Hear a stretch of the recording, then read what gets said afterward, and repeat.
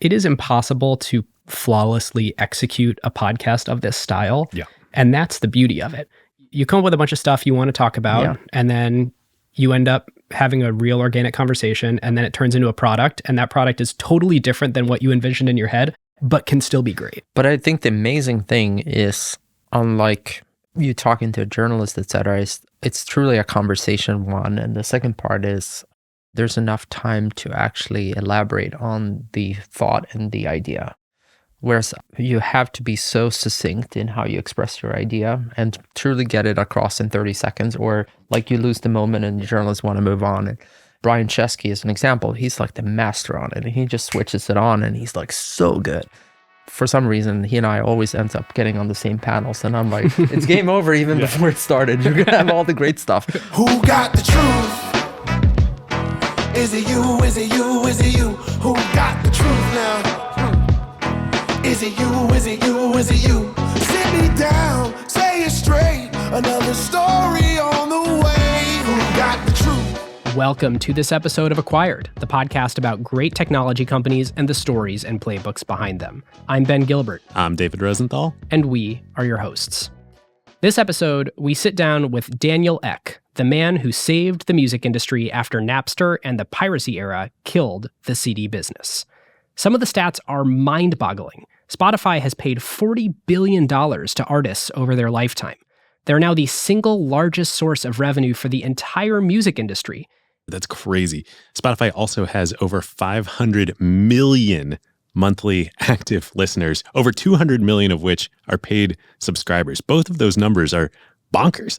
And in today's conversation, we're talking about, one, how Spotify managed to get to this 500 million number by stacking all these different expansion strategies on top of each other over the years. And two, we're going to dive into the current moment that Spotify is in. They've entered podcasting in a huge way that has not only changed the experience for consumers, but Spotify's business and their future as a company, which is, of course, very interesting to David and I, as Acquired's growth has really exploded on Spotify. Totally. As I think we referenced early on in our conversation with Daniel, over 60% of Acquired's audience is now on Spotify, which is up from basically 0 4 years ago. It's wild. In fact, we were so interested in having this conversation that when Spotify asked if we wanted to fly to Stockholm and record in person with Daniel in the Spotify studio, we jumped at the chance. Daniel also foreshadowed some of what's to come with the cousin of podcasting, audiobooks. Ooh. We can't wait to hear what you think. Come discuss it after you listen to this episode in the Acquired Slack, acquired.fm/Slack. You should subscribe to our interview show, our second show, ACQ2. You can find it in any podcast player, and we've had some killer back-to-back discussions with the CEOs of Retool and AngelList, both about AI. Now, without further ado, this show is not investment advice. David, myself, and our guest may have investments or many shares in the companies that we discuss, and this show is for informational and entertainment purposes only. Now on to our conversation with Daniel Ek. We wanted to start with something kind of incredible has happened in podcasting. If you look at January 1st, 2019, we had less than 1,000 listeners on Spotify. Yeah, crazy. And now it's by far the majority of our listeners.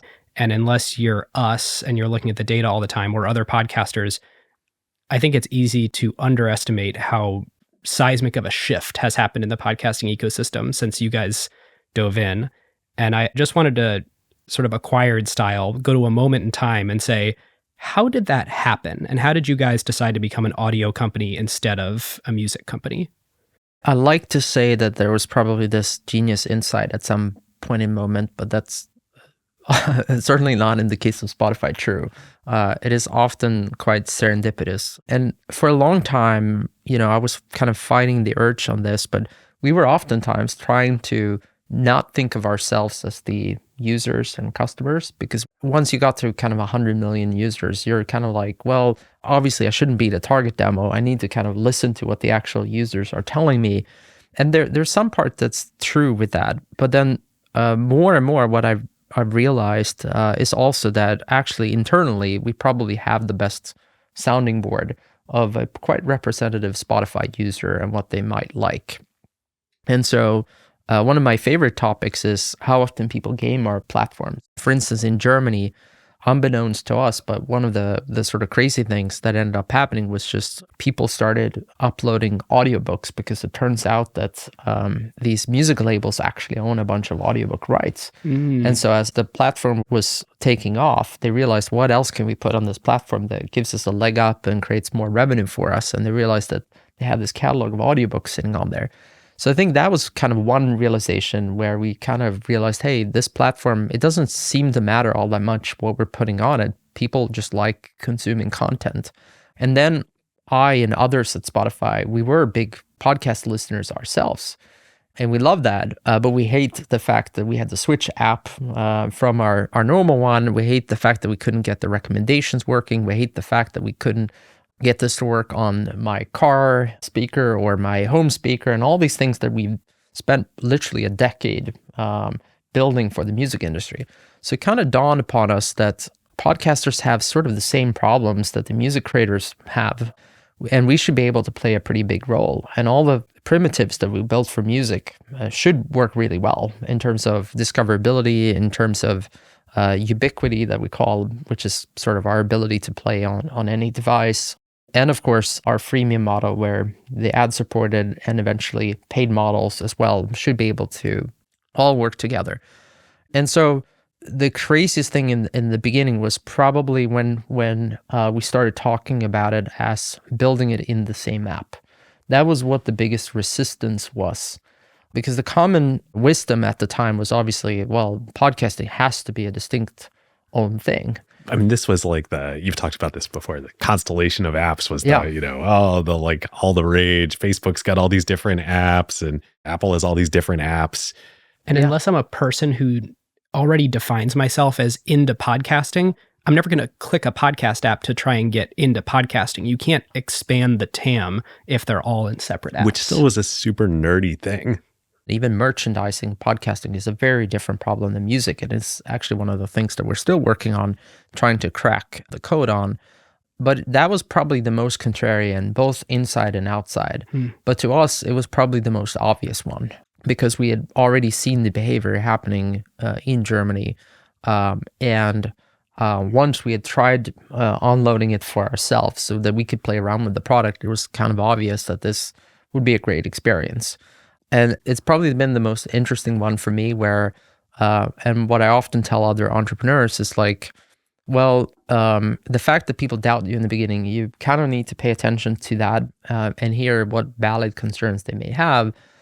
But a bunch of that is just like they're not used to the concept, and it's going to change. But by the time it changes, it will have already passed over. And not that you were right, but actually, well, of course, this is kind of obvious, right? So my favorite one, obviously, is streaming music, where when we began doing it, I always got this sort of pushback of like, why would I want to rent my music? I want to own my music. And the phrase streaming did not exist.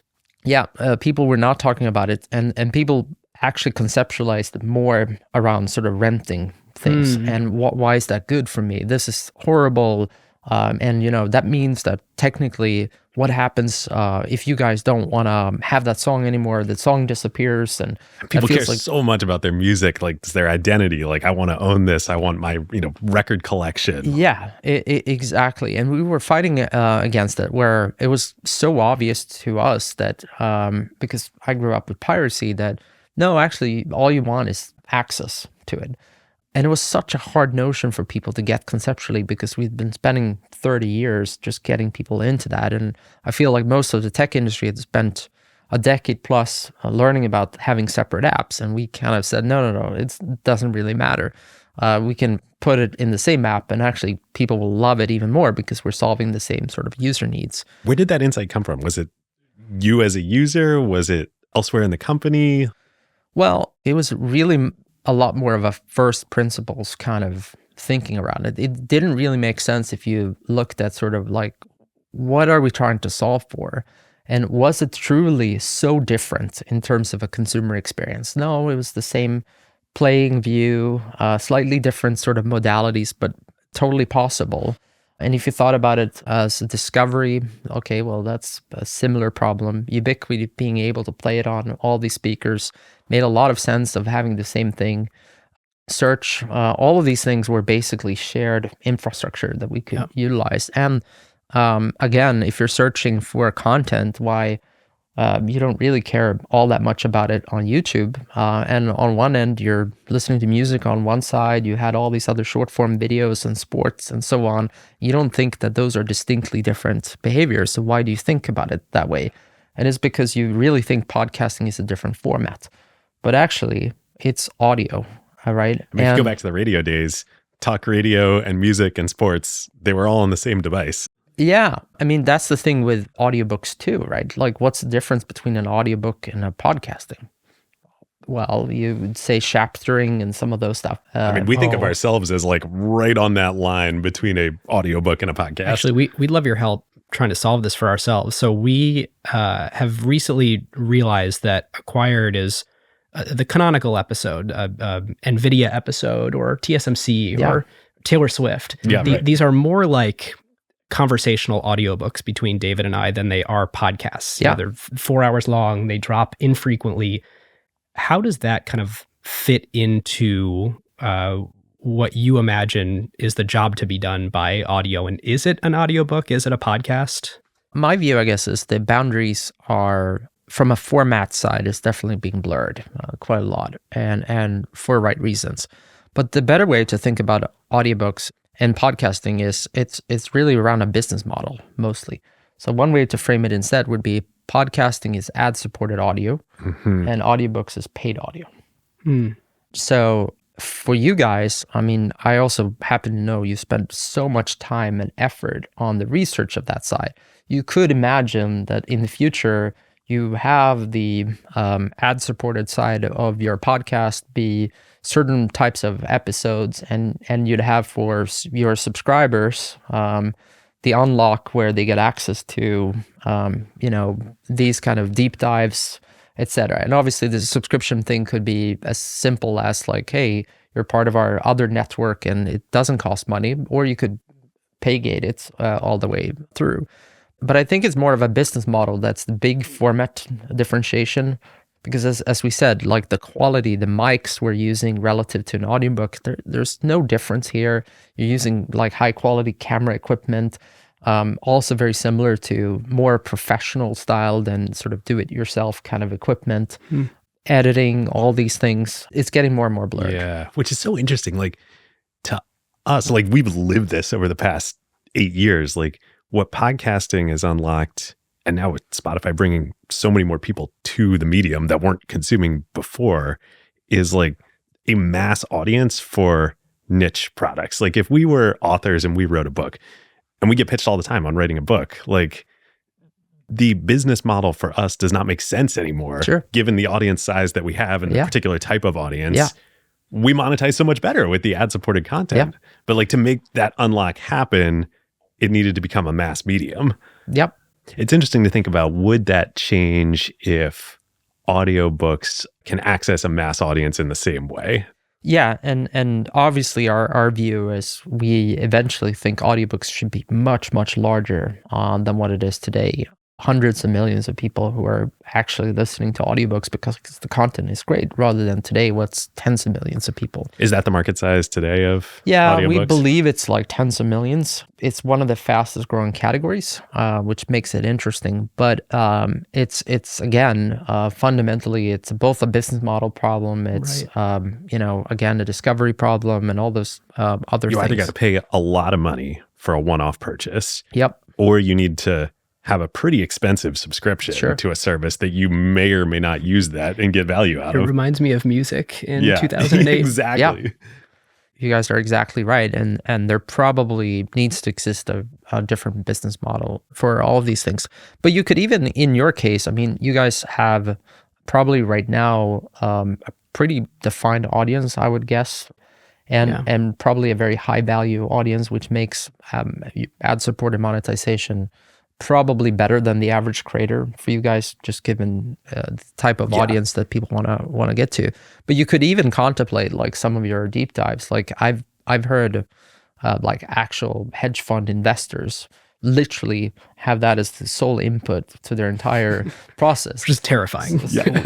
Well, not investment advice. Yeah, exactly. But I mean, it is one of the areas that I'm kind of the most intrigued about. I think Ben Thompson had this piece very recently. I think he called it like the unified content business model piece.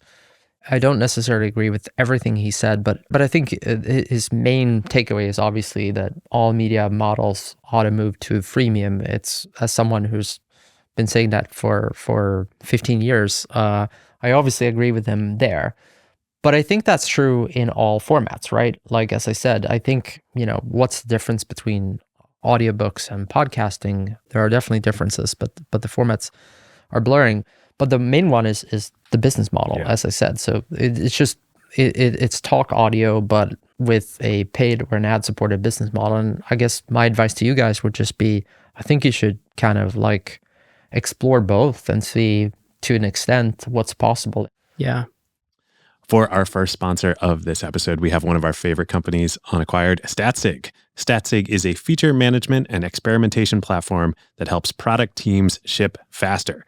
The founder, Vijay, was a VP and one of Facebook's most prolific engineers for over a decade, and the Statsig platform is based on the world-class product tools they built in-house over at Facebook. It's unique because it combines smart feature flags with automated A/B testing and accelerates results with advanced statistical methods like sequential testing and Cupid.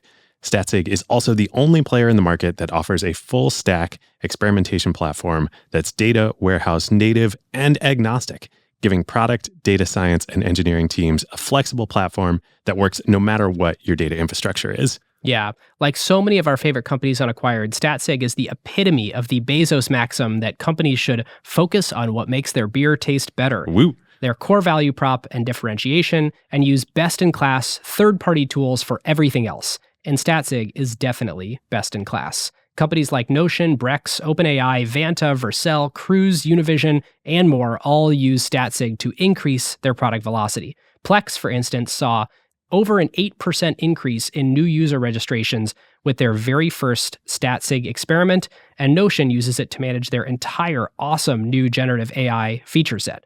So with Statsig in your modern product stack, you can build a culture of data-driven decision-making with less overhead and focus on what makes your business truly unique. So if your company could benefit from increased conversions and engagement by leveling up your product infrastructure, and really what company couldn't, Statsig is generously offering Acquired community member companies 5 million free user events per month, plus a white glove onboarding experience, including migration support. Yes, go on over to statsig.com/acquired or click the link in the show notes to learn more and 10x your experimentation velocity, and just tell them that Ben and David sent you. Thank you, Statsig. Thanks, Statsig. Speaking of the podcasting business model, there's the potential for podcasting to be a far better business at scale than music streaming. Obviously, with music streaming, you take 30% and you share 70% with the labels. With podcasting, there's the potential for real operating leverage, especially if you own the content, to build a fantastic ad network or, however you want to monetize it, but you actually can take advantage of the scale of your audience in a way that it's sort of hard to outrun your costs in the music world. I'm curious, how early in your sort of dreaming about becoming a podcasting platform did you start thinking about that? Or was it purely product driven? Well, I think it was a bit of both. And you have to contemplate that if you're making moves like certainly of our size, because many of these investments that we're making are multi-year ones and pretty substantial from a signaling point of view too. And obviously public market investors want to know, like, well, is this ultimately a good business and why do you think that is? And for me to have said, well, we've bought a bunch of companies, but I don't really know what kind of business it'll be, it's probably not going to be the right answer. So obviously we contemplated that and we thought about that, but the reality is there's a lot of the grass is greener on the other side when you go too deep in that. So obviously on the one hand, if you deal with a lot of licensed content and, in this case from some major labels and obviously a lot of indies as well, but still relatively supply constrained from some big ones, the natural tendencies for you to think, well, this is much better because all of a sudden you have this sort of much wider scope of different creators that matters. It's great. You can aggregate a fragmented market. Yeah, you can do the aggregation theory. Yeah. That's all good, great. What you don't really contemplate all that much is obviously there's other challenges with that business model. Moderation all of a sudden becomes a massive thing. You have to build an actual ad network that probably then scales. So in theory, yes, you're right. You may have an opportunity to gain more margin over time in this model. But fundamentally, you have to do many more steps along the way. Like we don't have to contemplate content moderation as much when it comes to music. We certainly don't have to have these very elaborate systematic processes about what constitutes speech and violence. And we knew that because I'd seen enough of these, obviously, platforms. But it is important because if you think about it from a P&L, so on the surface of these models are great, right? Because very high gross margins and so on and so forth. Great at scale. Great expensive at small scale. Yes. But even at scale, if you think about it, is the cost increasing or decreasing? And if you think about, right now, obviously AI will come in and it will be massive. But I think at one point in time, Facebook or now Meta had over 100,000 content moderators actually working for them. What, 100,000? I believe so. I don't know, an insane amount of people. So it's tempting to believe that that's a fixed cost and that they're running this like unbelievably high gross margin advertising business and they can outrun those fixed costs no problem. But in reality, what you're saying is actually they build up a whole bunch of variable costs too that don't fit into this platonic form of ideal social media business model. Yeah, for sure. And even today, if you think about it, so all right, well, maybe that's not 100,000 anymore because they've been able to automate some of that process. But it's kind of mouse game as well. So the other side is now using quite sophisticated AI. They use AI. OpenAI too. Yeah, exactly. to do that, and that means that your AI models has to be a lot more sophisticated, and that still adds cost. So I think the best case scenario, I was looking at this. This is very old data, but I believe at the time of Facebook's IPO, it was something like the cost for Facebook to onboard a user was like $1 a user or something like that in like hardware cost and all that stuff, basically to have lifetime value of a customer. And so at that time, obviously, the monetization wasn't as advanced. So that was what was burning cash for quite a while. And then eventually their growth rate probably slowed down enough where their monetization started kicking in and kind of scaled up enough where those two effects kind of took out each other and they became very profitable. But if you look at it now, I don't know what the cost would be, but if I would guess, if I would start a social media company today, the cost may be an order of magnitude more, right? Because of all the other things you now have to do. The ad platforms are way more sophisticated. You have to build. The moderation tools are way more sophisticated. Now, the good news, so you may then come to this and say, well, was that a mistake then? Well, we knew a lot about that going in, and we weren't entirely new. It wasn't like we were starting an ad business from the scratch. Right. So we had already worked with Facebook for a long time. Yes, that too. So we had relatively good idea of what type of problems we would encounter.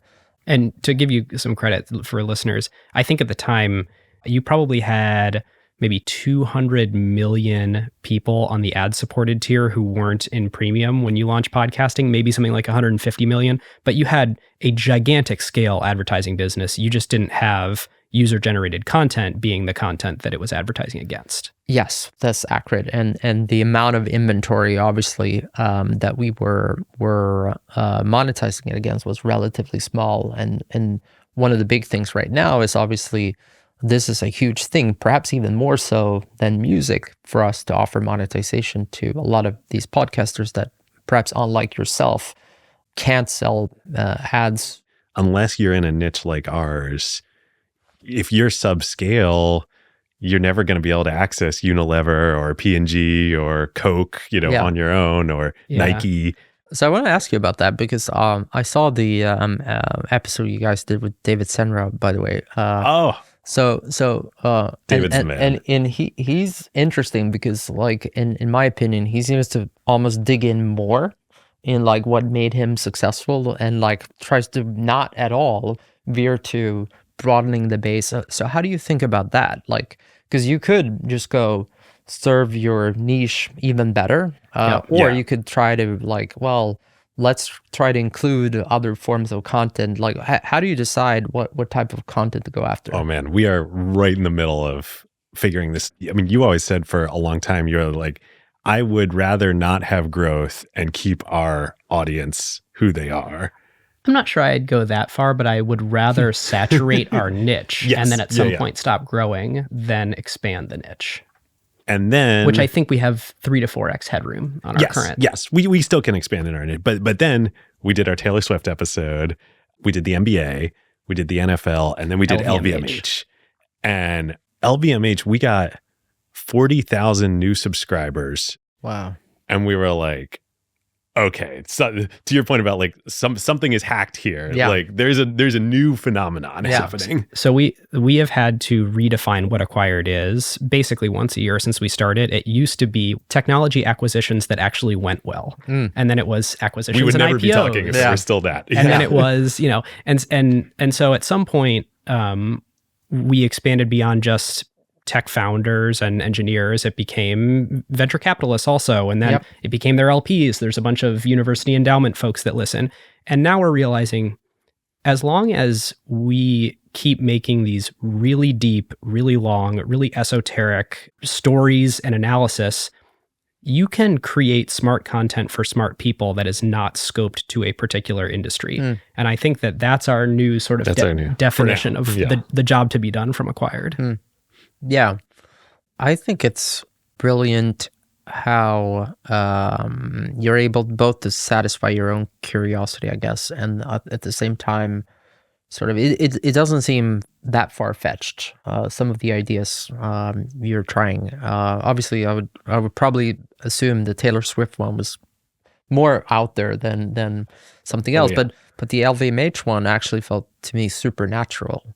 And it's funny, how well talked about it's been, even among like what I would have not assumed would have been your crowd. Like I had a bunch of like really old school value investors that I honestly didn't even realize listened to podcasts, been pinging me about it. And like, have you listened to this one? It's like, which is pretty cool. So I think there's a way where there's probably some overlap between the audiences, but also kind of clearly attracts a new I mean, it's kind of like it's a very, very different scale and different business, but it's a little bit like the Spotify adding podcasts to a music, but like we have this audience that is like traditionally very tech focused. We have this format that we've refined, and now we're like, well, okay, if we bring something else into it, is that going to expand it? Yeah. But I will say, unlike Spotify, which you can, by virtue of being a tech platform, you can aggregate a bunch of different audiences and then let them choose their own adventure on a really broad platform. We choose the adventures. We create these serial episodes. And so if we go on a bender and do, like we just did Lockheed Martin, and it hasn't come out yet as we speak, but we could have done 8 Lockheed Martin episodes, and we chose 2 particular stories to tell. And we called that the Lockheed Martin episode. Yeah. If we went on a bender and did 8, then like we're underserving a lot of our other niches. We did 2.5 episodes on Nintendo, 2 on Nintendo, 1 on Sega. And we had a blast. And people who love video games had a blast. But by the time the Sega episode came out, the people who don't love video games and video game history had stopped listening. Right. But sort of diving deeper on that, I'm curious then, would it have been that much more effort for you guys to produce the 8, or did you have the content, but it just didn't make sense from an audience point of view? I think we had high level concepts in our head for 8, but it it turns out most of the work is the last 10%. Yeah. Yeah. It's like that. It's like software engineering where like there's the first 90% and then there's the second 90%. Yeah. And I think so much of the work is That last 10, 20%. Yeah. there's usually one thing on the cutting room floor though. So we're playing with this idea of shorts, what we did for Sega. If in approximately 1 hour, can we take one thing that just we couldn't squeeze it in and tell one more story. Yeah, I was just thinking about sort of touching upon where we sort of were a little while ago about sort of paid versus ad-supported. I bet you that there would be a very small one, but there would be an audience that would listen to all 8. Whether you want to spend all the time doing the 8 is a totally different question. It seems to me like the best creators just pursue whatever they're interested in. And some of it will work, some of it won't work. They don't really seem to care all that much.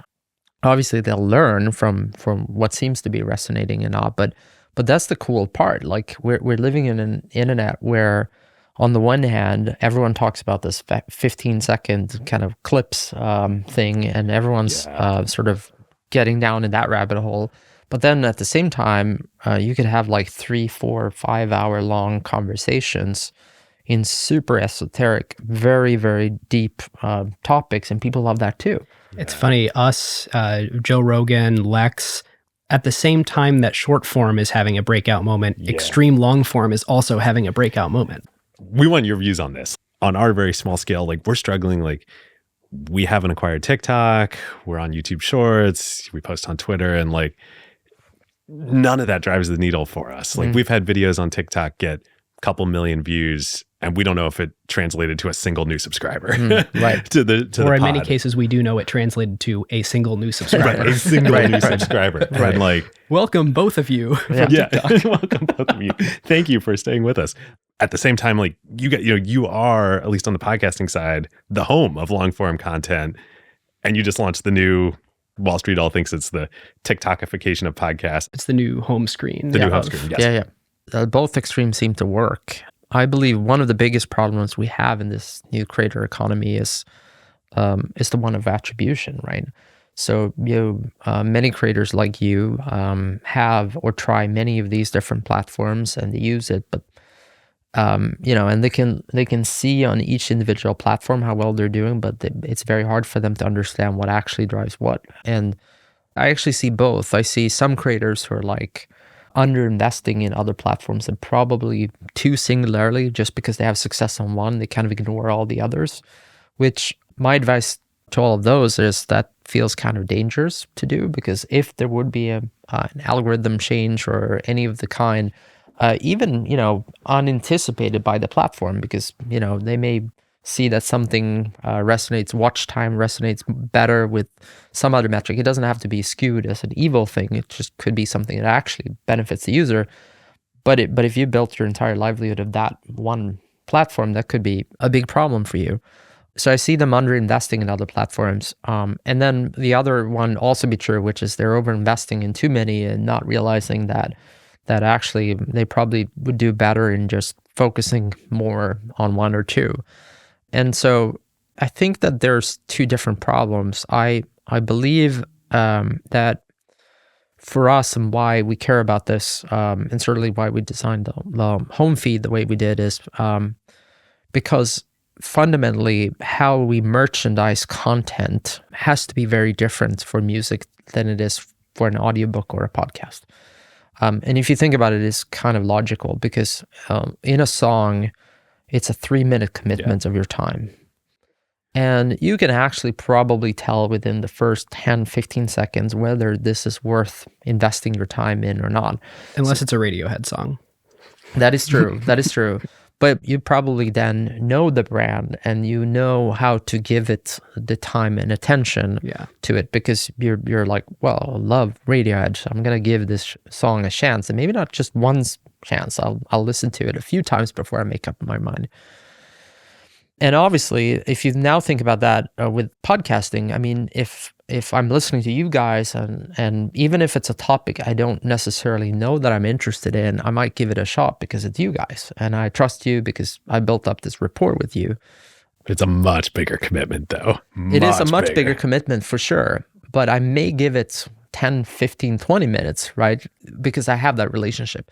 But if I've never listened to you guys before, that one hook that gets me in, how many people, in marketing you usually had, and in early Spotify, we had 8 people needed to have heard about Spotify before we were able to sign someone up. Oh, interesting. And so we realized that the geographical density in which that happened was actually a key sort of contributor and a timeline. So much of our early marketing efforts were in college cities in the US. Makes sense. You have like consumers who are probably more attuned to music being a big part of their life, small geographical areas. So we kind of bombarded it. We did a bunch of different things. It was hugely successful. In retrospect now, God, how long? 15 years later, was it almost like a benefit that you had to launch geographically specifically because of the label negotiations, like that you could really saturate Sweden, the UK before moving to... Oh yeah, for sure. We all believe that these like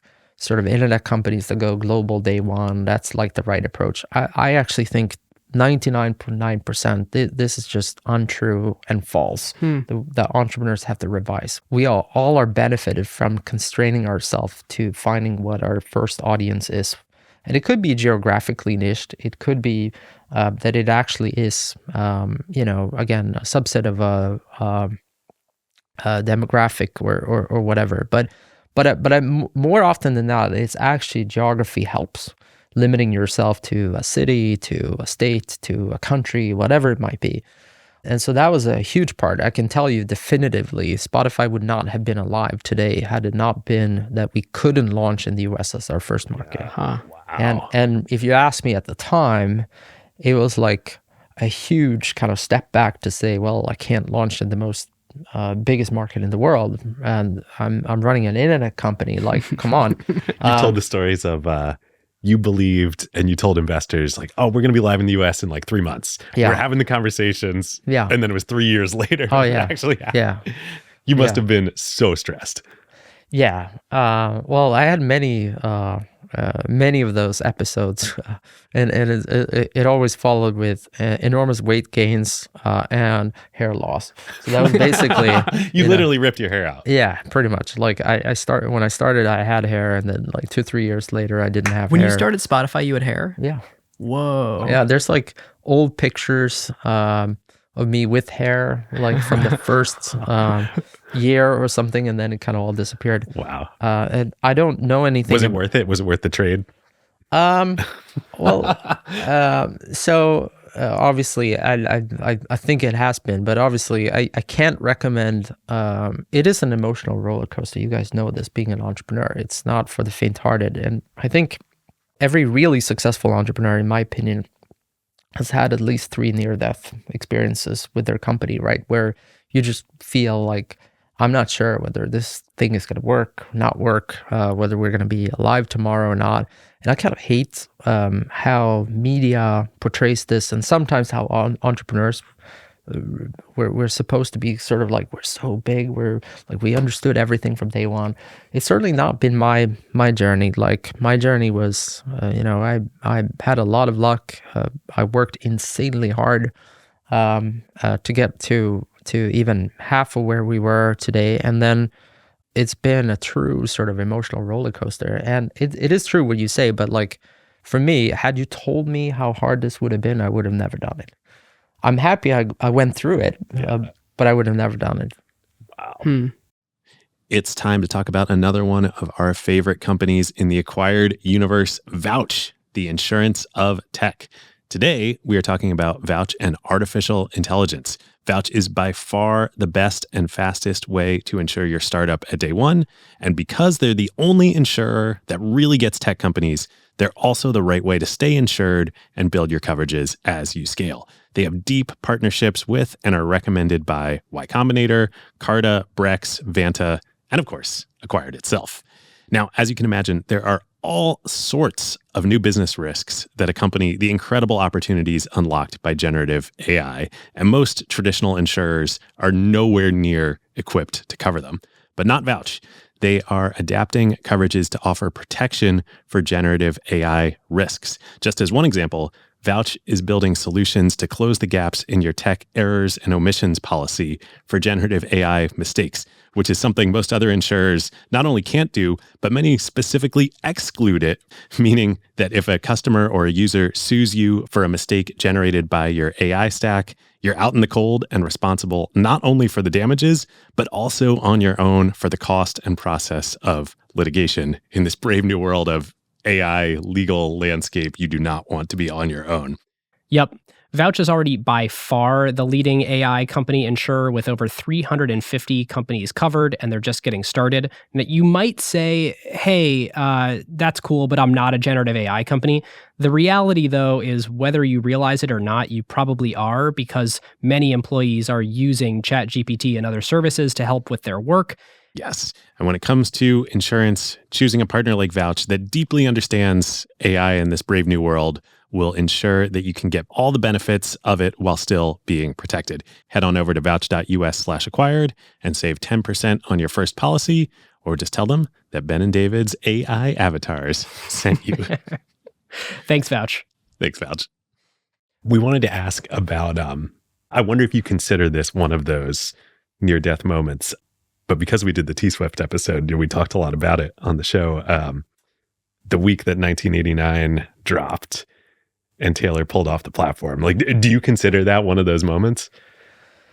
And this was 2014? 2014. Yeah. October 2014. Yeah, weirdly enough, no. That's the crazy part with it. It was one of those where if you'd asked us externally, it felt like this massive event. But if you were inside of Spotify at that moment, there was no one who thought that was sort of the defining moment. We certainly worried about, okay, well, is this the beginning of like more artists sort of pulling out, etc. For a few days. And then, I spoke to a lot of artists, but I think there was certainly a lot of skepticism about Spotify at the time, but generally speaking, there had been enough things in Europe where people really saw, like, no, actually this kind of works. Maybe it doesn't work yet in the US. Maybe it's better for her to do this thing. But there was enough people that believed at that time that it was only a matter of time before the US would be majority streaming too. The sort of way it's been portrayed oftentimes with Spotify in particular has been like this sort of dogmatic, it has to be all in with me or not. And actually that's not how I advise artists or creators. I always tell them like this kind of, and it's kind of unusual thing because everyone wants to build their own platform and so on. But my firm view is that truly I believe in open as the model at its core. And so my view has been like, there's some artists that at that time, I don't believe it's true anymore, but like the Adeles of the world, that probably benefited from physical scarcity, that probably didn't need to be on streaming, that probably should have done a windowing type model. The number of those artists were going to be very, very small. Yeah. But she was certainly one of them. Was that because of the demographics of her audience? Or? I think so, but also she, on her own, can basically control the zeitgeist, right? Like she can decide that this is a big cultural moment. Taylor Swift. Yes. Yeah.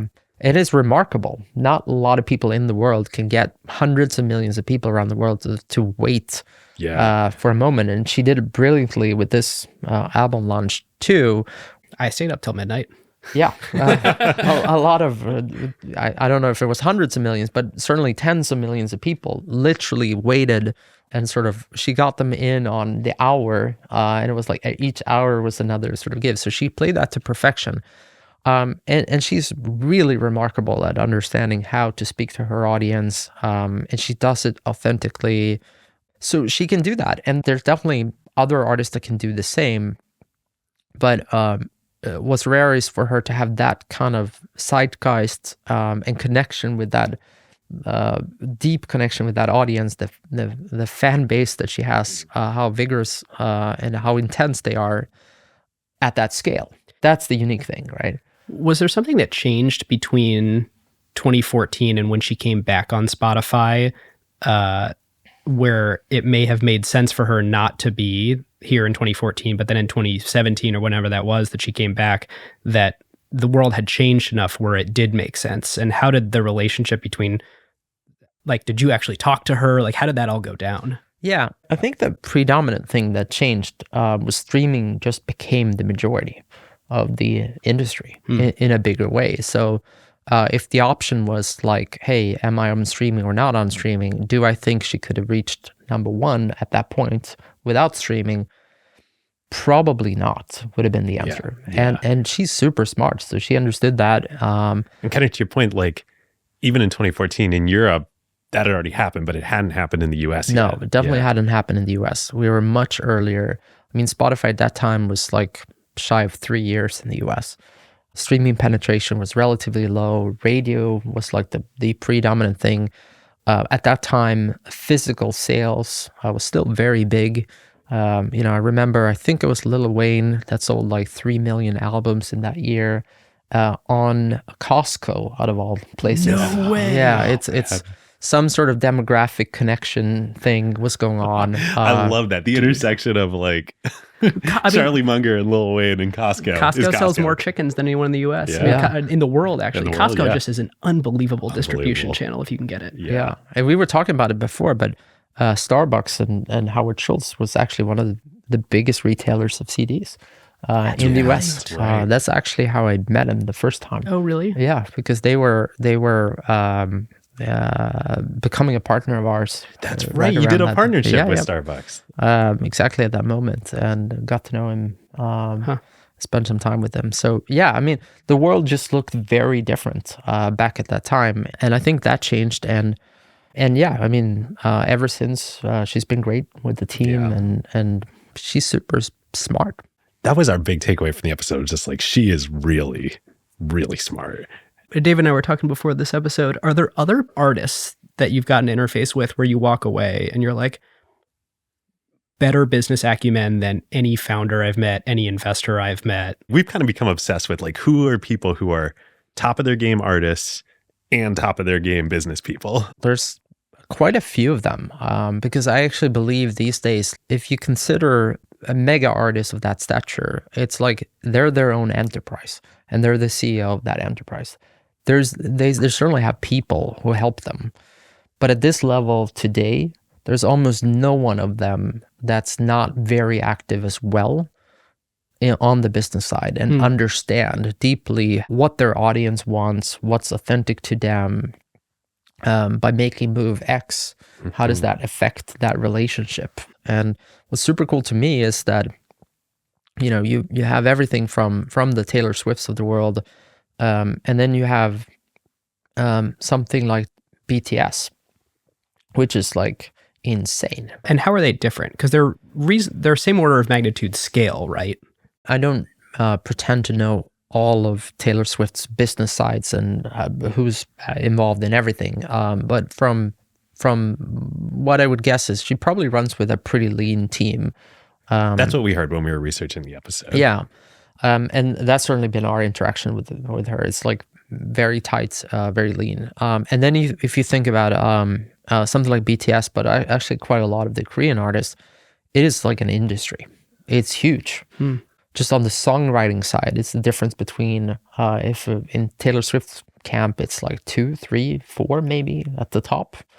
In some Koreans, it's 200 writers involved. And that's like a small part. And then you have like everything from merchandising. There's another few hundred. The talent development too, like the pipeline to go from you enter into the K-pop system to you become a member of XYZ group is Well, that could be your next deep dive, because honestly, it is fascinating how they do it and the 360, how they think about it, not just from sort of maximizing the recorded side, but actually thinking about sort of fan development, all the digital platforms. They have their own developers, programmers, building specific platforms. It's pretty cool. One thing I'm really curious on that we hadn't thought about before we came here yesterday to Stockholm when we were talking with other folks on the Spotify team. I'm curious in this lens what the past few years have been with Bad Bunny and reggaeton. And I've heard you talk about that, like you knew from the data on Spotify that this was going to be huge. And now I think it's the largest genre on Spotify. And many of our listeners will not know either of those two terms you just threw out. And I think this is a broader trend, right? We're now living in a very global world when it comes to culture. At the same time, there's still a lot of local nuances, right? So it's this extremity that we talked about. On the one end, you have these super, super niches that exists. But then once every blue moon, one of these niches kind of develop into something that's actually quite sizable, and you kind of start realizing that maybe this has a global appeal on top of it. So in LATAM, as an example, gospel music is quite big. And funk music is also quite big. Okay, well, that's probably not what you would associate with popular music. But there are real things, and obviously they exist in microcosms elsewhere. Like you could probably guess in the South, in the US, gospel might be a larger genre, etc. So it's not like it's totally kind of isolated and just happening there. But there's something that creates a sort of cultural resonance with those types of styles. And then you have something like reggaeton, and it usually starts pretty small, and then actually in each cluster, it's kind of like starts developing more broadly. And when you really look at it, like it has oftentimes a pretty huge diaspora outside of that sort of near region as well. So I mean, the Hispanic population in the US would be kind of an obvious one, right?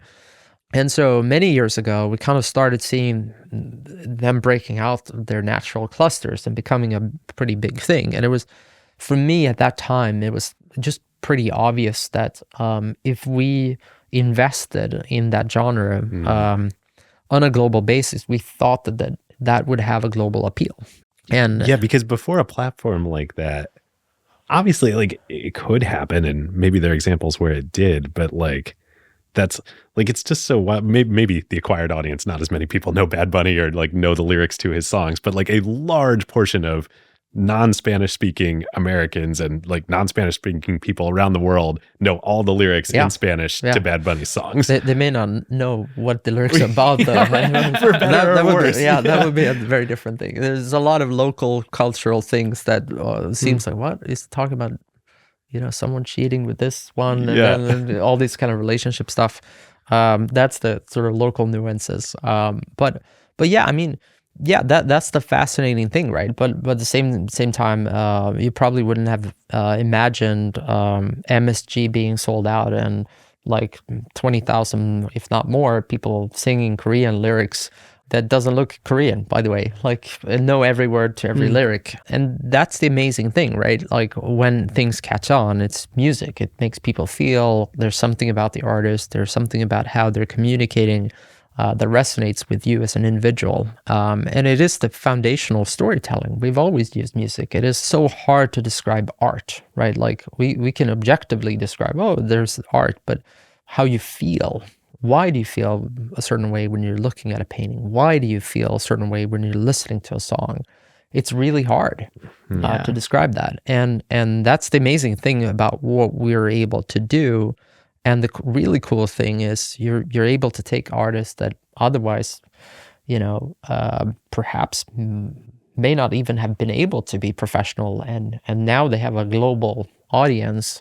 I don't know how to express it other than that they have some sort of God-given talent. That's the best way I can describe this. It's kind of genius when they're able to express these things in a way that it just resonates with people all over the world. Just instantly, it's like, how do you do that? It's clearly they're tapping something innate to humans, independent of culture, which absent data, if you were to ask me and say, hey, do you think that someone is inventing a brand new genre of music today, do you think it's going to appeal to people similar to them or all humans equally in some way? I would probably tell you, like, no, it's more about nurture than nature. Yeah. It's like we were talking about on the Nintendo episode. Like, there are always only going to be a handful of Shigeru Miyamoto's in the world. But until recently, and in the gaming industry, it's still pretty much the case. Like, you need to also have the luck of being the Venn diagram of a Shigeru Miyamoto who happened to be the arcade cabinet designer at Nintendo Yeah. in order for like the possibility of Mario and Zelda to happen. Yeah. And like in music and podcasting now in this world, like everybody has the opportunity. Not everybody's a Shigeru Miyamoto. Not Yeah, of everybody's, course. a Bad Bunny. Of Most course. people aren't. But you have the opportunity to be one. I think that's so interesting. I was talking to Ted Sarandos about this. He's on our board, and this was a number of months ago. But like, if you think about filmmaking, it's still, as you said, one of the things about a Nintendo is you have to have the resources enabled to build a game, and that's still not cheap, and it's expensive. And back in the day, maybe you had to build the entire console in order to even have a chance of doing it. But these days, you still, like, a AAA game is A few $100 million. very big And productions. 5 years. Very big productions, right? And sure, you can build an indie game and so on and so forth, but it's still a very limited number of people that are able to do that. But even in filmmaking or in TV series, the amount of people that used to be able to be showrunners or like producing or directing these things, it was fairly limited group of people, right? Yeah. Very socially connected, people hanging out in backlots in LA, part of the studio. And it probably mattered a lot, not just to diminish any of their talent, but it probably mattered who you knew was an integral component and having talent. So you kind of had two different things. But in the last few years, as the budgets have expanded, and certainly in the Netflix case, it would have been physically impossible to just keep this same set of producers, directors, etc., right? Because they're just trying to make so much more content. So one of the interesting things is the same thing is happening now where there's LATAM directors and producers, not just doing sort of local productions, but actually now coming to Getting the Hollywood bigger stage. and doing that as well. And I've seen it in my case.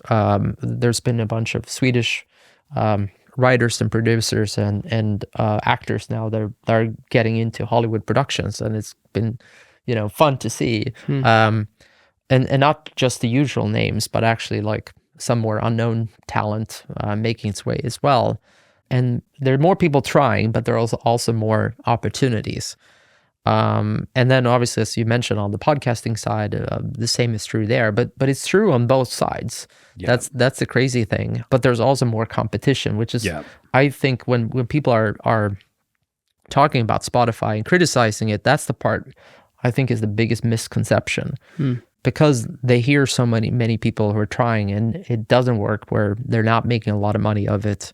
They're naturally sort of drawing the conclusion that, hey, there has to be something wrong with the model. This model can't work. But in reality, both things could be true at the same time. Right. There are a lot more people who are failing, but there are also a lot more people who are succeeding. Like the total pool is so much bigger. Yeah. And I think podcasting is like much earlier in its maturity. Yeah. So we may not hear it. Plus, we don't have this sort of, I'm not sure a podcaster sees it as it's a sort of given that monetization is there and it needs to be there from day one. Whereas I think obviously with the professionalization of music, that's a much bigger part of the expectancy. But that's actually a kind of a relatively limited part of our human history. It's not been, it's probably less than 100 years that we've had recorded music and it being a form. And yet it's part of the copyright regime. It's part of like some pretty important laws. So I think it comes with a different expectancy. I'm not saying that's wrong. I'm just saying just the arc of history. And I was actually going to latch on to something you talked about, sort of being creative too. One of the things I often think about when you think about sort of the history of music, going back to it, at the time of Mozart, if I wanted to create music, the reality is I had to be a musical genius because I needed to hear every single tone in my head, every single note. I needed to hear all the different instruments, how they would all play together.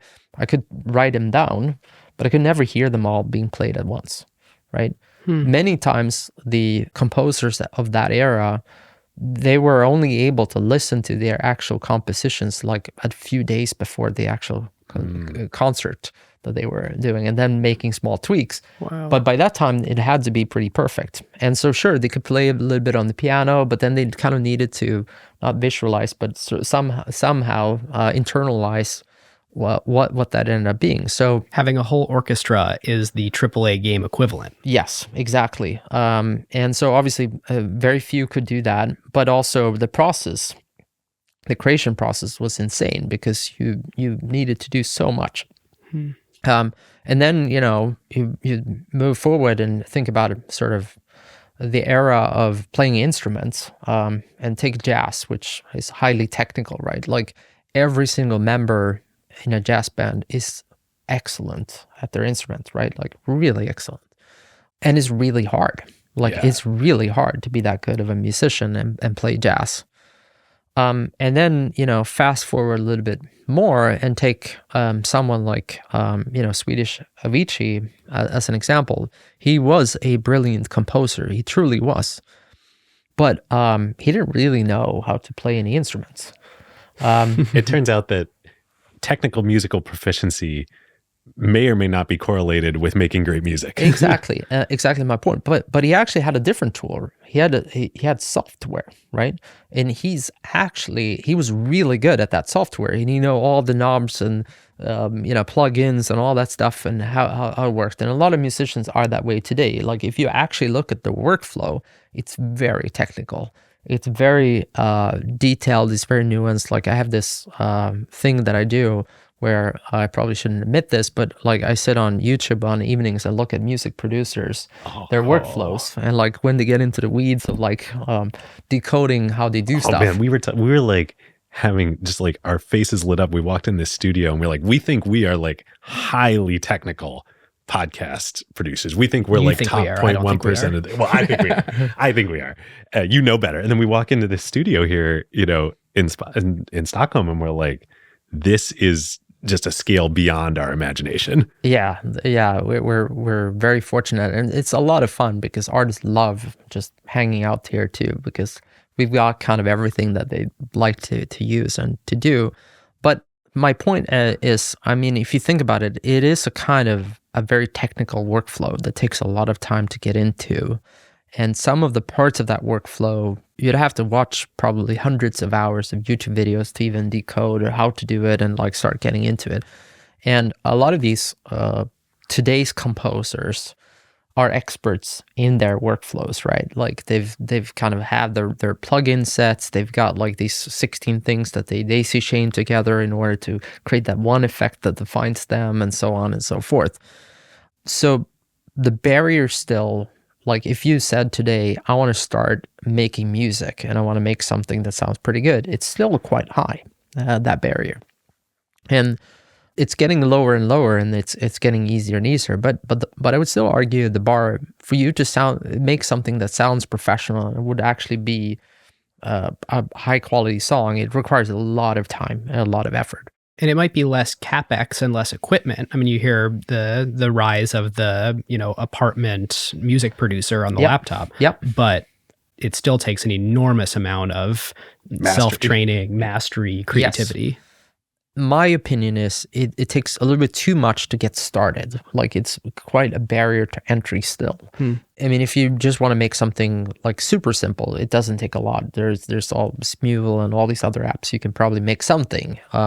But from there on to actually compose something, getting into the idea of the workflows, the plugins, all that kind of concepts, it's quite a lot to master. And I think that's the potential power with something like AI, obviously, right? Which is we're most likely going to have another order of magnitude of simplicity.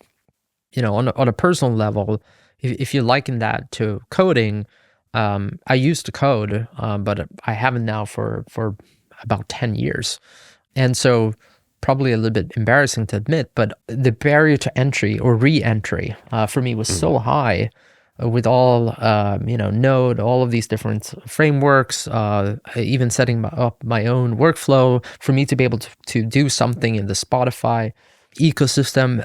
This is hundreds of hours probably for me to kind of acquaint myself with all the stuff, right? Like, how do I install the PHP server? Yeah, You're exactly. Like, I got bad news for you. Yeah, it's changed a lot, right? And so the amazing thing is, I just for the fun of it, like wanted to start doing stuff, and I asked ChatGPT to help me, and pretty much on a few hours on a Sunday afternoon, I was up and running, and because of that sort of starter help, I had my own sort of environment set up. I was contributing code. I was iterating. Did you contribute code to the Spotify code base? No, they won't let me do that yet. So I got a little bit more work to do before they allow me to do it. You got to pass a coding test. Yeah, I think out of spite, they probably won't let me do that anyway. They pride themselves on not. I don't have any access to any of the actual systems. But it was such a liberating feeling because it made the re-entry for me so much easier and so much more enjoyable. And so I think about that. So if you think about the world of music now, there are tens of millions of people in the world that probably are recording stuff, but there's 100, 200 million, something like that, that's playing some kind of instrument and expressing themselves musically. There's nothing that says that it wouldn't be possible for those 100 million plus people to make something that actually sounds pretty good. Now, again, what is that going to do with the music industry? And is it really going to be that all of a sudden everything becomes commoditized? I don't believe so, because we've seen time and time again the quality rises to the top and actually becomes even more valuable in that world. Photography being the sort of key reference point. When Instagram came, no one's going to want photography, but the price of fine art photography actually increased, not decreased.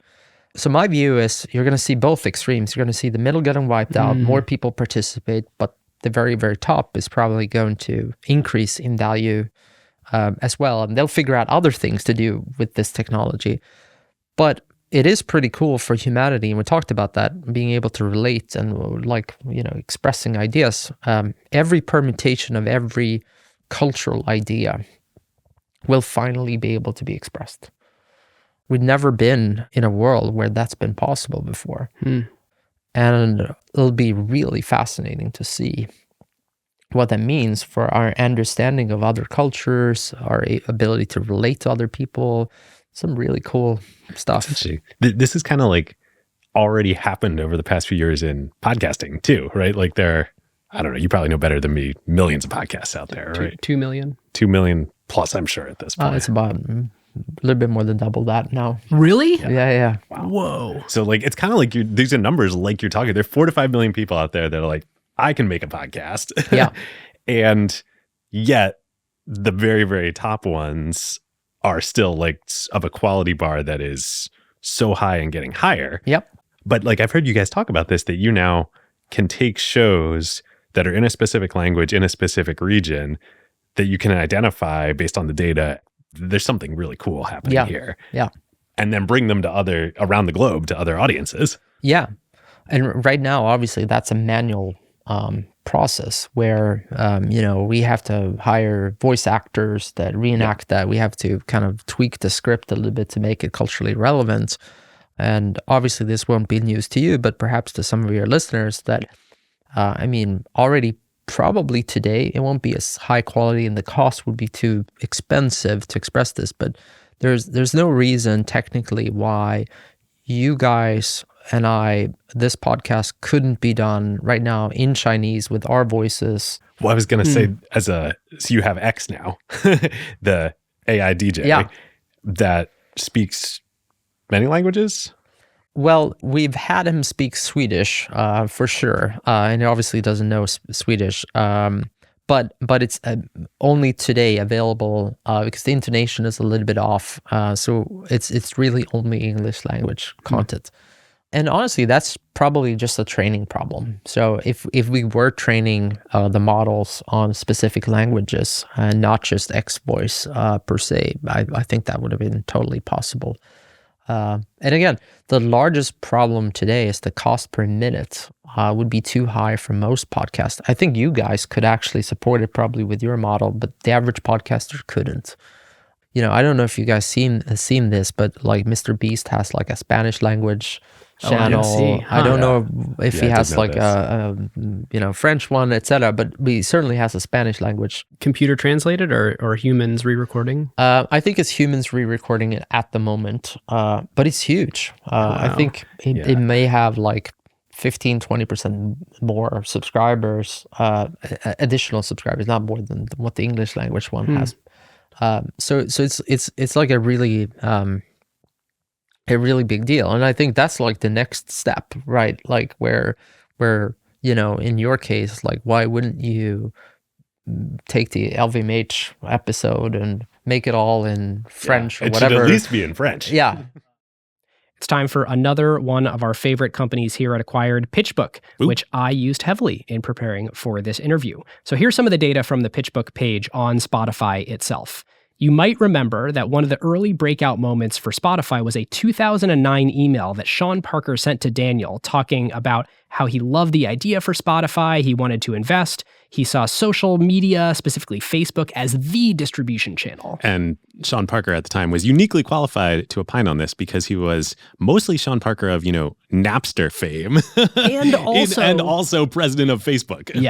Yes, the best person in the world to offer that opinion. So ironically, while social was the first, Spotify would go on to have concentric circles of growth strategies over time, again, reaching the over 500 million people now, including being the fastest way when they first started to listen to music by basically inventing modern streaming, then going freemium, then figuring out social distribution, then podcasts, now audiobooks.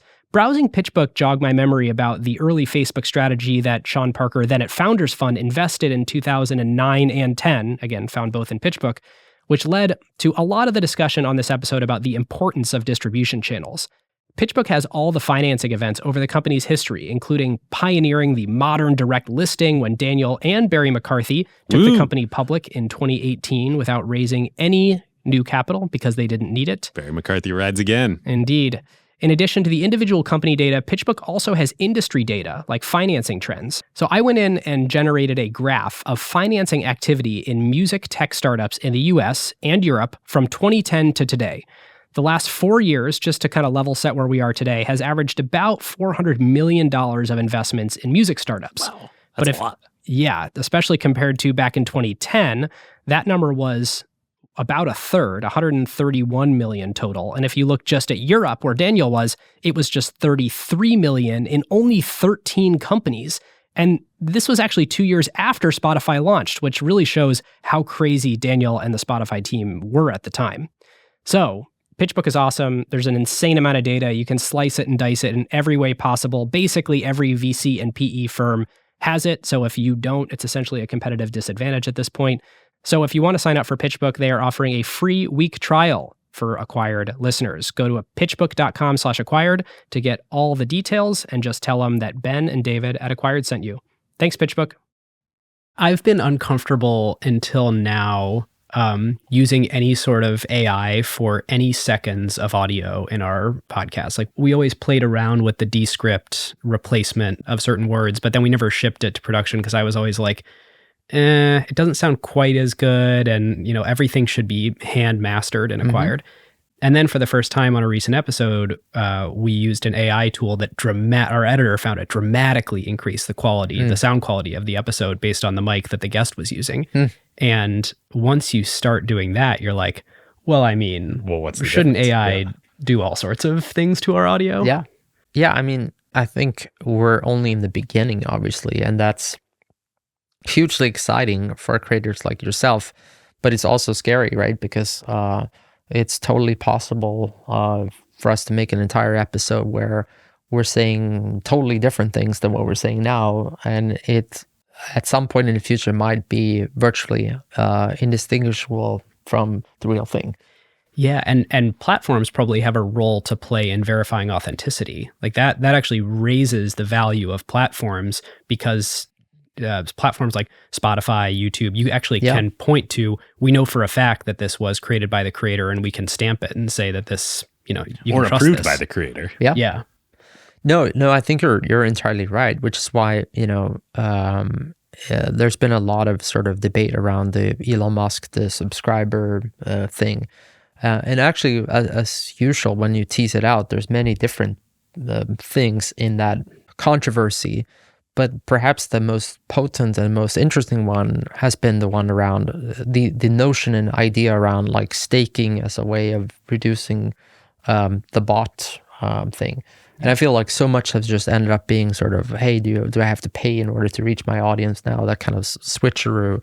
But I think the more interesting one was kind of like, well, forget about if it's paid or not, but just increasing the cost of spam, but also increasing kind of the quality of verification and being able to truly understand what's what in the end. Twitter's so interesting that we were talking with a friend who's a creator peer, but his platform is Twitter.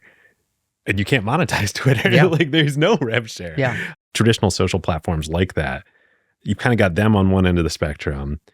You've got Spotify, well, maybe Spotify podcasting and then Spotify music at the far end of the spectrum. Yep. And then you've got YouTube kind of in the middle. How do you think about what role for monetization, maybe especially on the podcasting side, Spotify should play for creators? Yeah, I mean, our goal is to be the best partner of creators. No, not the only partner, but just the best, and win by basically not forcing the creator to do something, but just offering a really good way for creators to work, low friction, but also lots of potential to customize their business the way they would like to. I think for some creators, the monetization aspect is absolutely critical. It may even be a gatekeeper or a gate between them doing something on that platform or not. And maybe they have switching costs relative to what other stuff they're doing. Think about a creator that's in a traditional media ecosystem. If they want to like take their thing, okay, well, maybe I will be less valuable on cable or whatever other thing I'm on. That would be one end of the spectrum, right? And then you have another creator that may have an entirely different business model. I don't know about your other Twitter creator friend, but perhaps that creator either has a different business model somewhere else. Well, you have to. You can't have a business model on Twitter. Yeah, you can't do that. But the question is if that's truly a creator, or you could argue VCs. A lot of them have Twitter as their marketing channel. That's true, right? Yeah. Just top of funnel. And podcasts. Yeah, there are many different ways, and the needs are different. Which is why for some of them, they would probably happily forfeit all the monetization because they feel like they have such a strong other business model. Mm-hmm. On the back the end. customization point is really interesting too, and I think that's the really interesting nuance about YouTube, because like on the one hand, I think YouTube for creators is amazing because you can completely abstract the business. Like you just make the content and they take care of the business and you get a check. Yep. On the other hand, like I can't even remember if we have ads on YouTube ads on acquired content. I think we don't. Because like, do we want to Sprite ad in the middle of this? Like, no, like we want creative control, and like you lose that if the platform is like too opinionated about what's happening with monetization. Yeah. Most of us as platforms go, we have to start out very simple with our models, right? And it takes a long time to then change that default setting. But I mean, as I even talked about in music, it had to be like very binary. You had to be on or you had to be off. There was kind of no in between, let's do windowing, let's do this and that, etc. Because that was the only way. My biggest problem was getting everyone off of piracy into this other model, and I needed the consistency of user experience. That was the model. Now, the next decade of music may look very different. It may look like something where there's going to be a lot more options for what a creator chooses to do. I certainly would hope so, and we're certainly going to work towards that avenue. But any change that we're doing with the scale that we're having is going to be, there's going to be winners and losers. It's almost impossible to find a single thing we could do that's just universally going to help. And that naturally creates the constraint that it's more of a one-way door than a two-way door where we can kind of like iterate and invest on it. So I'm fairly certain that like what you're seeing now in this world of platforms and creator ecosystems is, if you asked YouTube like, hey, if you could redesign the platform right now, would you just make all the same decisions you made about discovery and monetization all over again? The answer would probably not. Almost assuredly, no. Yeah. Right. As evident actually by Shorts, that works a little bit different on their platform, right? And they're all different too, because Shorts, obviously you have many more potential impressions over a shorter period of time. And, an average YouTube video has been X minutes, and that means more interstitial ads. And then we have host-read ads, or the equivalent of sort of more native ads or paid promotional ads that both Instagram and YouTube have. So we're living in an ecosystem where on the one end, 10, 15 years ago, we were very primitive in terms of monetization. And today, it is very, very different. Yeah. And I kind of think about it in a way like this is not too dissimilar from mom and pop shops. They've sort of like coming up in the US as a cultural norm. On the one hand, you had physical infrastructure, urbanization driving these kind of things where we both created these mega Walmarts of the world as a direct consequence. But actually, the complete opposite was also true. We had this hyper local thing, etc. And if you think about it today, these mom and pop stores, the ones that are still around, they're hyper distinct in what they're offering. They're really focused on community, in many cases, really knowing your customer. They're offering events around their stores. They're offering obviously online things through Shopify and so on and so forth. And in a way, I think about it in a very similar way for the creator economy too. We had to start very simple. It was based on a very simple model where there were free platform, ad-supported platforms, and paid platform. All of that is kind of not merging together. In addition to that, just monetizing the content in itself is probably becoming auxiliary revenue sources around them 360. Very similar again to mom and pop shops, like where you could do live events, you could be doing merchandising, you could build another business like Kylie Jenner or something on the side of it. What's cool is like this is true at scale now too. I mean, Taylor Swift monetizes through everything you're talking about the same way a mom and pop coffee shop does. She just does it at scale. And it's necessarily had to be, because streaming, while at first it looked risky and then turned out to be, I don't think it's blowing smoke to say, you guys saved the music industry. Like, it is the thing that, while the industry was in dramatic decline, ended up making it so that the music industry now generates more revenue than it ever has before, with by far the largest thing being streaming. At the same time, if you're a Taylor Swift or you're any big artist, you're not making as much money streaming as you would have on CD sales in the CD sales heyday. So you sort of have to figure out what the new business model looks like as a creator, and you have to figure out what your sort of unique constellation of revenue streams are, because it's not just going to be Walmart or Target is going to cut me the check from selling CDs. Yeah, the music industry is healthier than it's ever been before, but certainly when you think about it from a singular artist point of view, there was a point in time where the majority of the revenue could be derived from recording music. But the challenge to that, what I would say, is that the time in history where that was true was actually very, very short. Right? Like, it was the heyday of the CD era, right? Yes. That wasn't true back in the radio era.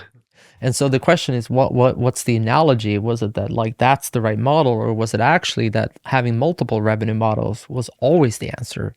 But there happened to be a moment in time where recorded music was sort of the prevalent revenue source.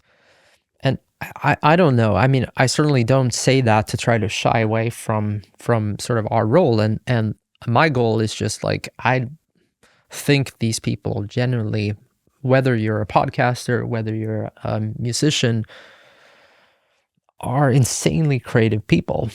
And I love seeing people like yourself or David or Sandra or Taylor Swift or whoever. Or like, Joe Rogan or Rogan or whoever, that are like really deep on whatever they're passionate about, and they're able to get across the microphone and having lots of people that can resonate with them. Well, that opens up like so much more opportunity. One of the things we learned on the LVMH episode is that Rihanna became the first female recording artist billionaire because of Fenty Beauty. Yeah. And like, Yeah. imagine that in the CD era. Like, that wouldn't have happened. Oh, Like, yeah. And that's the insane part too, right? Because that fame, in a way, it doesn't necessarily, if you think about an Elvis Presley, what time did it take for Elvis Presley to get to 1 billion people that had heard him? I don't know, but I would venture to say it probably took a decade at the very least, maybe 2, for him to do that. And sure, it was worth a lot, that billion then, but it was hard to scale to that. And then you think about it, how many artists today get to be heard by 1 billion people? And actually, that number is way higher, and it's way faster for you to do it. Now, but because it's not as scarce anymore, perhaps the societal value / monetary value, whatever you want to put it on it, maybe isn't the same because it's not as scarce. But as you said, if you're smart in how you do it, and this is the sort of the zeitgeist on how you execute it, it doesn't work when it's not authentic. So you take the Rihanna example, it worked because she had a way to do it, which was authentic to her, but also authentic to her audience. If she would have tried to flog something else that she didn't care about, it probably wouldn't have worked. And that's the unique thing when you realize and you think about it yourself as an enterprise. And, JC, I'm not a businessman. I'm a businessman. Exactly. Which understood Jay-Z sold his champagne company to LVMH recently, or 50% stake. Yeah, but back to that, they're incredibly talented artists, and they're incredibly talented business people as well.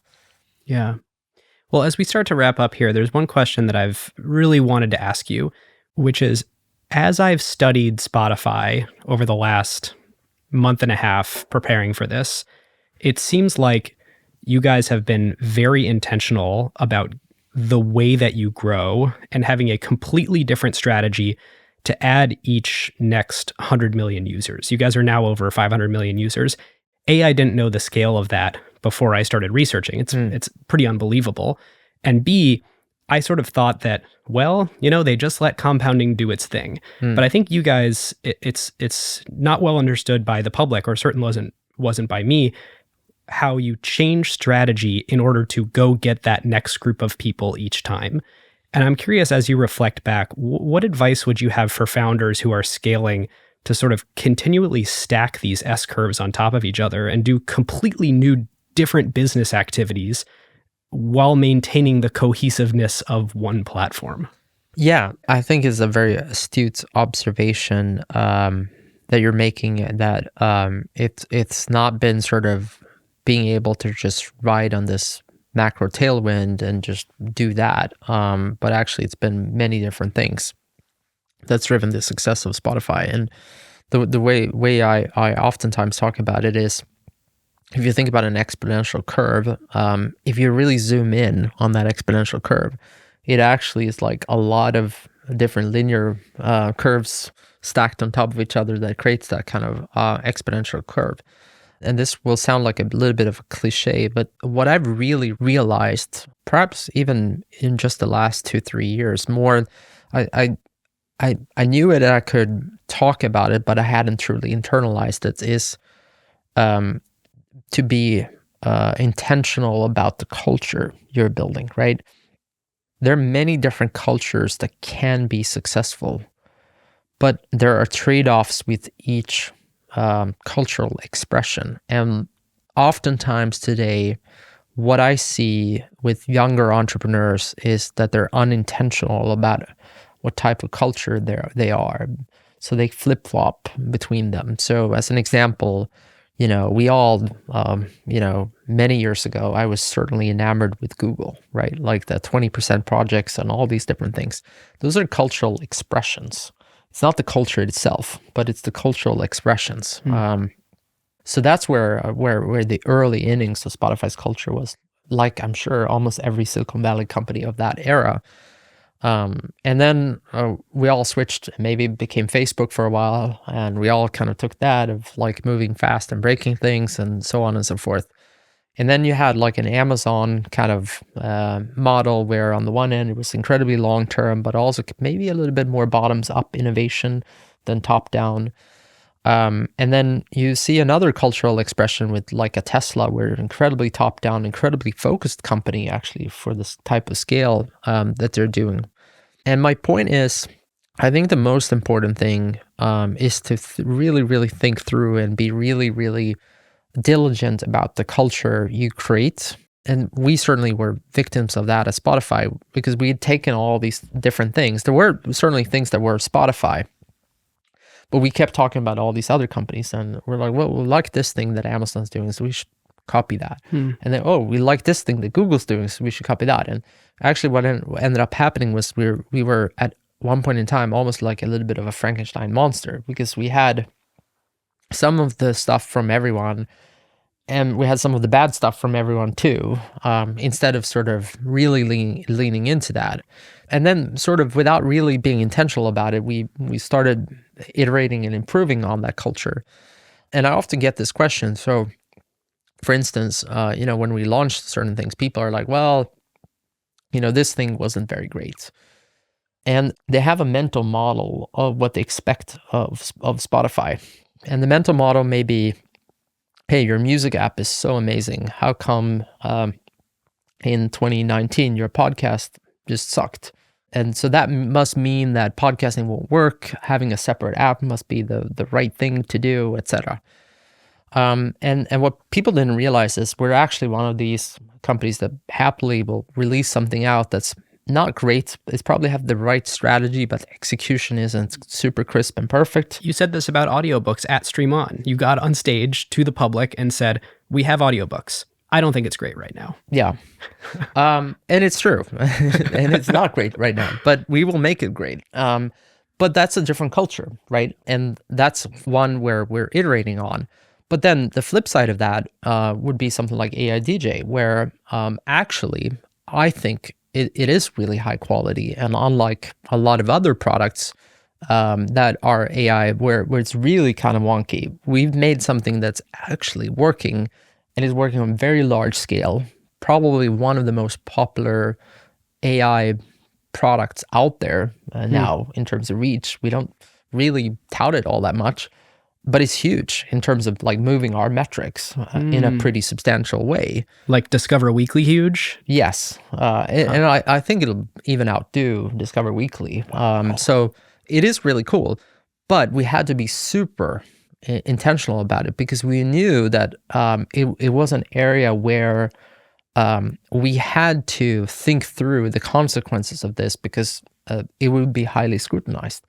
So as you can imagine, one of the benefits by choosing to do it for music and not for podcasting was obviously that it would have been horrible if we somehow summarized or said something based on a podcast that wasn't safe or culturally attuned to say. And yet with music, it's kind of the primary candidate, plus it's the one where we have a huge audience that's listening in the background every day, and that really wants more context.